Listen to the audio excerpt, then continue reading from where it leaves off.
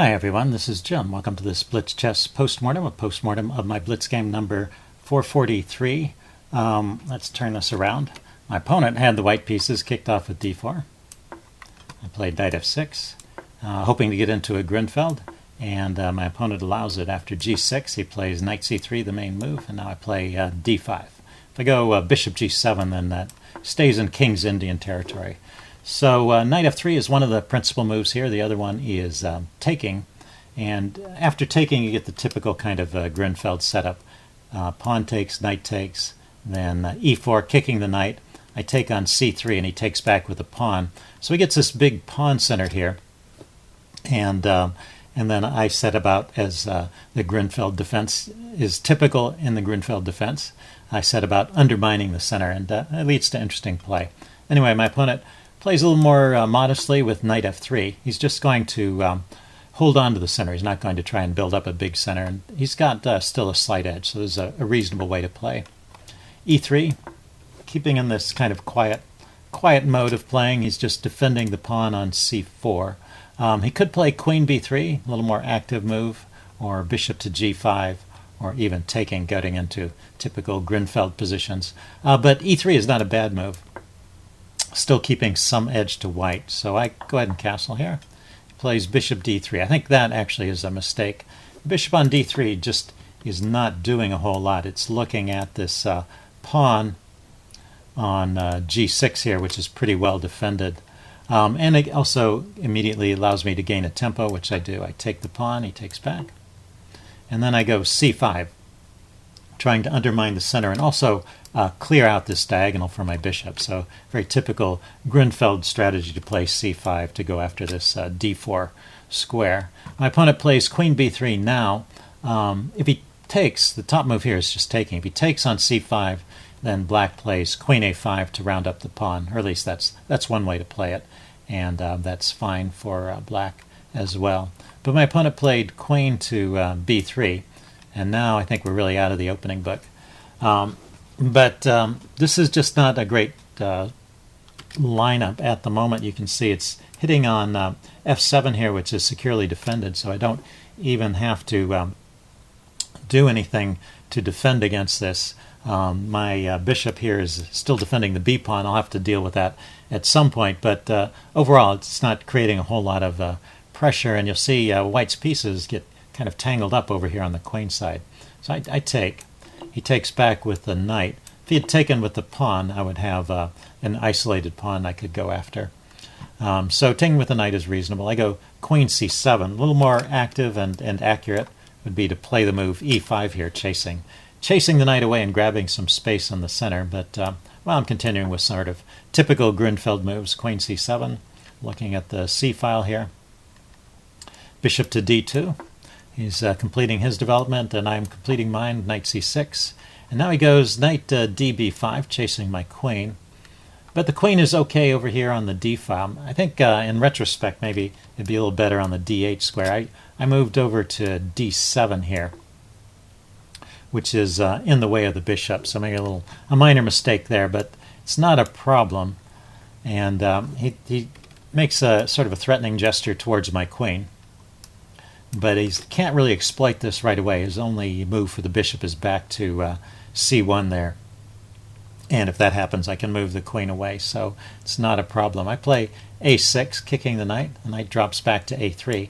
And this is an actual blunder. The knight needed to go to d4, which allows me to win a pawn. So that's how I can really cash in my advantage. After knight a3, I have an even stronger move, which is b5. Played bishop to d5, and now I should play the move b4. Although it's not obvious on the surface why b4 is such a great move. Well, okay, it is forking the two knights, so I'll grant you that. b4 forks the knights, but it's supported by my knight here on c6. So he can play bishop takes c6, queen takes bishop, and now this pawn is still sitting on b4, forking his knights, but he can play queen takes b4. So it looks like the move b4 just loses a pawn on the surface. So if you want to try and imagine that situation, it just turns out that black has a really good move after queen takes b4. So just to go through it again, I play b4, he takes my knight, I take back with the queen, so my queen's sitting here on c6. And then with the knight no longer defending the b pawn, he plays queen takes b4, and then it's my turn to move. What's a good move for black in that situation? Okay, I'll go ahead and put it on the board now. I didn't play this, but b4, forking the knights. Bishop takes, getting rid of the defender of that pawn with tempo. I take back. And now, actually taking the pawn is not even the best move, but if he takes the pawn, clearing up the fork, I have another threat with my queen on c6. It's looking at this undefended pawn all over on the other side of the board. You have to keep in mind the queen is a long-range piece. And queen takes g2. Okay, so first of all, the material is now even. It's 5 pawns to 5 pawns. But I've destroyed his king side, and I've actually got a crushing attack here. It's just there's no way for white to defend this position. It's kind of amazing, but this bishop has some great squares here and here to come out and attack. He's got to move his rook, or I'm just going to take it, and he's in big trouble. His king is in the center of the board. We'll find no shelter anywhere. So just a winning position for black if he had played that way. If we back up, instead of taking the pawn, actually his best move is to castle here and let me win one of the knights. So I'd be a piece up in that case. So basically this move wins a piece, this b4 move. I didn't spot that. I played knight takes d5, but a very interesting tactic, I thought. Okay, so he takes back. And now I drop my queen down to d8. I didn't want his knight coming into this b6 square. He castles. And I go bishop to b7. I guess a more active post, if we back up, a more active post for the bishop would have been over here on g4, taking a look at his rook on the d file, forcing him to move a pawn or do something else, create some other weakness, or move his rook away. So that would be a better move than bishop b7. Now we get into a position which is about even. Bishop to c3, opposing my bishop, and I play the move knight a5 here. And actually this move has a tactical flaw. I was thinking, I would like it if he traded off my knight, because I'd get rid of this opposing bishop and I'd have a very strong bishop on this diagonal. But there is a flaw with that. If you want to, if you didn't see the game, or if you don't remember, you might want to try and calculate here what's wrong with knight a5. Okay, well, we went down this line. I played knight a5. He played bishop takes. I played queen takes, which was forced. And now you see the problem, which he spotted as well. He can take on e7. So he wins a pawn with tempo. It's a check. King has to move. And so now black is white is a pawn up. Black has compensation in the form of the active bishop and the good diagonal. But, well, it requires precise play to really realize that. My opponent goes rook d7, attacking my bishop. And I should move this bishop. I should move it to e4 here. That's the chess engine's favorite location for that piece. And that's the way for black to stay active and keep the edge. Instead, I decided to defend the attacked piece, and that's just a mistake here. He can play knight to c4, which he does. Rook f to d1 might be even stronger, getting the other rook involved in the game. Yeah, it's the tide has turned here. White is a pawn up, and I no longer have any compensation. He's got active pieces. Knight to c4 is a good move too. It gets this rook that wasn't doing anything. It gets this knight that wasn't doing anything here on a3 back into the game, taking advantage of the pin, kicking my queen. In fact, there's only one move that, and because my bishop is under attack too, there's only one move that kind of saves this. I go queen e6, which attacks his knight, and so when he grabs my bishop, I can at least grab the knight, and we get a position which is about even, I guess, with best play. Queen to b4. His knight is now looking a bit awkward, but he's defending it. Let's see. I go rook a to e8. I decide to put a little more pressure on the knight, see if I can drive it away or maybe even win it. He plays rook d1, I guess with the idea of coming down to the 7th rank. I go bishop f6. Now I've got 3 pieces attacking the knight, and I really am threatening to take it. And the best move here is just to retreat the knight.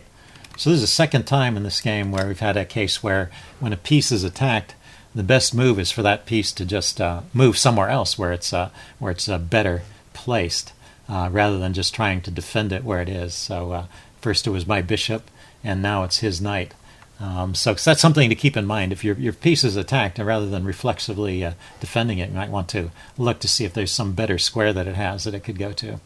So knight d5 is good. It threatens to trade off my bishop, which helps black, and it also interrupts the defense of the c-pawn. So it's good for a couple of reasons. Anyway, my opponent plays rook d to d7, and now the game is about even though white's still a pawn up. I go rook to d8, trying to chase this rook away, still with ideas of trying to win the knight. And he plays rook takes d8. So this is an outright mistake. And let's see, well, I go ahead and take the rook. Okay, there we go. And it's right here, it's his move. He plays h3. And now I eagerly played the move rook to e8, trapping his knight, because I realized his knight has no squares to go to. All these squares are under my control. So he's losing that piece, or so I thought. Here's one more tactical quiz for you. After rook e8, he has a way to defend that position. So see if you can try and figure out how white would defend that.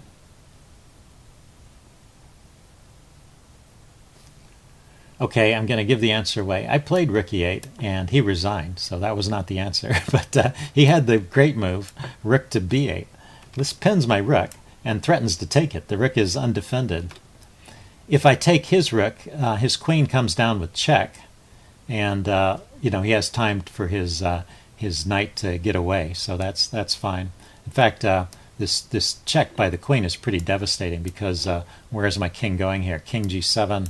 The queen can come into g8 check, and not only is he material up, but he's on the attack. So that's pretty good. Rook e8, rook b8. So if I don't take it, then I need to defend it, and then he can just take, and then retreat the knight to d5 again, hitting my bishop. And once again, he's a pawn up, and he's got a great position. So white is winning in all of these lines. And also notice that I can't take the knight, because he just takes my rook. Or if I take with the queen, he trades queens and then takes my rook. My rook is pinned, so it's useless to defend that e7 square. So rook to b8 would have just been winning. So my move here, rook e8, was not the way to win the knight. But the knight is still trapped, and I'm still winning in this position. I just have to be a little more careful. So I could play the move king to g7. That would eliminate the pin on the back rank, and then I can win the knight. That's one way to win. The engine also points out I can win with a move like queen to e4, just going on the attack, threatening to check on the back rank and get the bishop here, giving this check, and win that way. So there are ways to win this position. I was better here, but the last move I made, rook b8, gave away the game. If only my opponent had found the right response. But instead, he resigned here, and that's how the game ended. Okay, hope you guys liked this video. Leave any comments you have in the section below, and I will see you again soon. Bye.